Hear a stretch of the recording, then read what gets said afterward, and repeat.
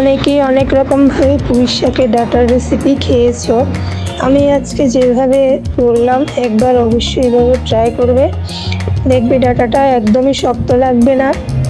তো অনেক সময় কী হয় বন্ধুরা, অনেকেই পুঁই শাক নিয়ে আসে, তো নিচের সাইডটা উপরের সাইডটা তো আমরা শাক করে খেয়ে নিই, নরম থাকে। নিচের সাইডটা যে মোটা মোটা ডাঁটাগুলো আছে শক্ত থাকার কারণে আমরা ওইটাকে ভালোভাবে রান্না করে খেতে পারি না। তো আজকে আমি যে রেসিপিটা করছি পুঁই শাকের ডাঁটা দিয়ে, শাকটা আমি আগেই কেটে নিয়ে রেখেছি, অন্য একটা রেসিপি করে নিয়েছিলাম, আর ডাঁটাটা দিয়ে আমি আরেকটা রেসিপি করব। এই ডাঁটাটা একদম নরম মোমের মতো গলে যাবে। তো কীভাবে করলাম আমি পুরো রেসিপিটা দেখবে, কেউ স্কিপ করে দেখবে না।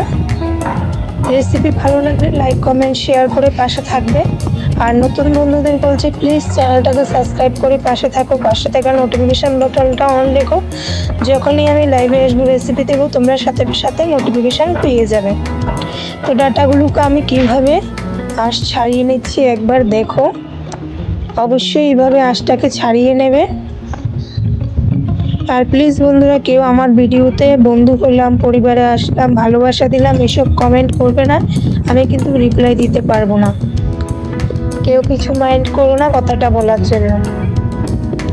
তো এইভাবে আমি ডাটাগুলোকে সুন্দরভাবে ধুয়ে একটা কুকারে দিয়ে দিলাম।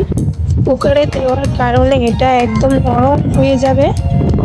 আগে কীভাবে আমি রান্নাটা করেছি ওইটা তোমরা পুরোটা দেখতে পাবো। নিয়ে নিলাম দুটো আলু, একটা টমেটোটা আমি সবার শেষে ব্যবহার করব, কিভাবে করব সেটাও তোমাদের বলে দিচ্ছি। নিয়ে নিলাম লম্বা লম্বা করে দুটো আলুকে টুকরো করে কেটে। কিছুটা মশলা লাগবে, নিয়ে নিলাম পেঁয়াজ কুচি, কাঁচা লঙ্কা 5-6টা মাঝখান থেকে চিড়ে নিয়ে নিলাম, আলু, আদা বাটা।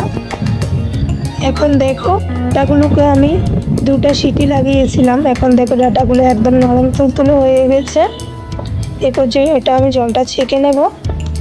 ওই কড়াইতে আমি হালকা একটু তেল দিয়ে আলুটাকে দিয়ে দিলাম, আলুটা ভালোভাবে ভেজে নেব একটু, যেহেতু তার ডাটাটা আগের থেকেই সেদ্ধ করা আছে তাই আলুটা একটু ভেজে নেব।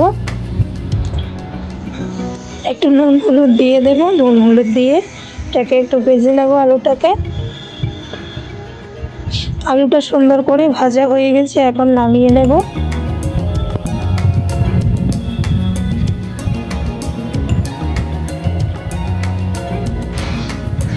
এই পর্যায়ে আমি টমেটোটা ভেজে নেব।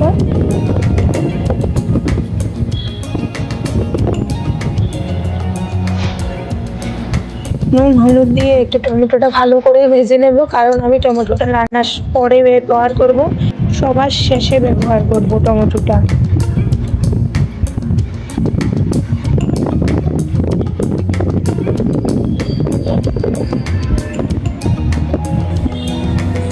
টমেটোটা মোটামুটি হয়ে গেছে, এখন নামিয়ে নেব। কড়াইটাকে আমি ধুয়ে আবারও পরিষ্কার করে বসিয়ে দিলাম। সেটা পরিমাণে তেল দিয়ে দিলাম, তেলে দিয়ে দিলাম তেজপাতা আর জিরে ফোড়ন। তেজপাতা জিরেটা হয়ে এসেছে, এখন পেঁয়াজ কুচি দিয়ে আমি কিছুক্ষণ নেড়ে চেড়ে নিলাম। পেঁয়াজটাকে বেশ কিছুক্ষণ নেড়ে চেড়ে নরম করে নেব।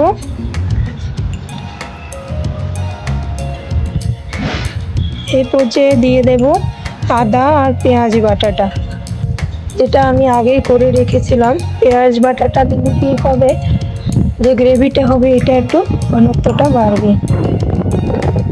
তোমরা চাইলে রসুনও ব্যবহার করতে পারো, আমার ভালো লাগে না তাই আমি ব্যবহার করলাম না। এই পর্যায়ে দিয়ে দেবো গুঁড়ো মশলাগুলো, দিয়ে দিলাম হলুদ গুঁড়ো, লাল লঙ্কার গুঁড়ো 1 চামচ পরিমাণে, ধনিয়া গুঁড়ো 1 চামচের একটু কম, জিরে গুঁড়ো, সবগুলো গুঁড়ো মশলা দিয়ে একটু নেড়ে চেড়ে সামান্য পরিমাণ জল দিয়ে দিলাম যাতে গুঁড়ো মশলাটা পুড়ে না যায়। এখন কেটে রাখা কাঁচা লঙ্কাটা দিয়ে দিলাম, আবারও কিছুক্ষণ কষিয়ে নেব মশলাটাকে, যাতে মশলাটা থেকে ভালোভাবে কাঁচা গন্ধটা চলে যায়। এই পর্যায়ে দিয়ে দেব ভেজে রাখা আলুটা দিয়ে আবারও কিছুক্ষণ মিশিয়ে নেব।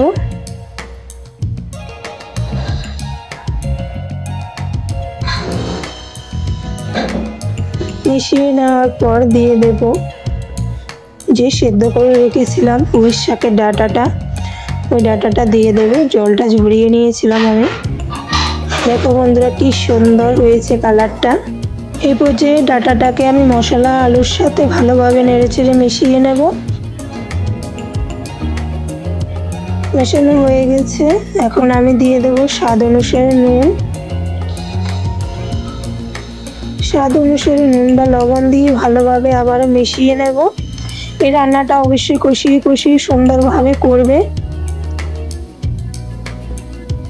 যদি একবার হলেও তোমরা এই রান্নাটা ট্রাই করো না, দেখবে বারবার খেতে মন চাইবে। অবশ্যই অবশ্যই একবার হলেও এভাবে রান্নাটা করবে। এখন পরিমাণ মতো ঝোল দিয়ে দিলাম, যে যতটা পরিমাণে ঝোল খাবে ওইটা দেবে। আর এদিকে দেখো বন্ধুরা, আমি মাছ দিয়ে রান্নাটা করব। আগে থেকেই মাছটা নুন হলুদ মাখিয়ে ভালোভাবে আমি ভেজে নিয়েছিলাম। এটা হচ্ছে রূপচাঁদা মাছ বা চাঁদা মাছ যেটাই বলো। তো এখন দেখো অনেকটা ঘন হয়ে এসেছে, মশলাগুলো মিশে গেছে, আলু আর ডাঁটার সাথে সুন্দরভাবে সেদ্ধ হয়ে গেছে, ঝোলটাও সুন্দরভাবে ফুটে উঠেছে। এই পর্যায়ে আমি মাছটা দিয়ে দেব। তোমাদেরকে একবার দেখিয়ে দিচ্ছি ডাঁটাটা আর আলুটা কেমন সেদ্ধ হয়েছে। দেখো বন্ধুরা, একদম মোমের মতো নরম হয়ে গেছে। এখন আমি মাছটা একে একে দিয়ে দিচ্ছি। তোমরা এটা যে কোনো মাছ দিয়ে রান্না করতে পারো। দেখো আমার সবজিটা মোটামুটি শেষ পর্যায়ে চলে এসেছে। এখন দিয়ে দেবো আমি উপর থেকে ছড়িয়ে ধনিয়া পাতা কুচিটা। এখনো কিন্তু আমি টমেটোটা দিইনি।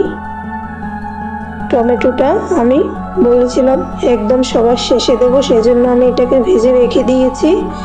ধনিয়া পাতা কুচিটা দেওয়া হয়ে গেছে, এখন আমি টমেটোটা দিয়ে দেব।